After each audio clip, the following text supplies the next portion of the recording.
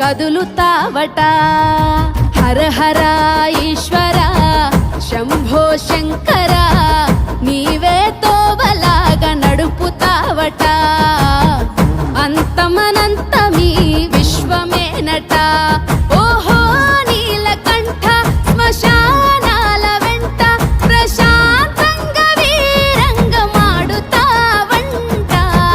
తల్లి లేనోడే గాని తల్లడిల్లితే చూడడు, తలపై నీళ్లు పోస్తే తల్లిలాగా చూస్తాడు. తల్లి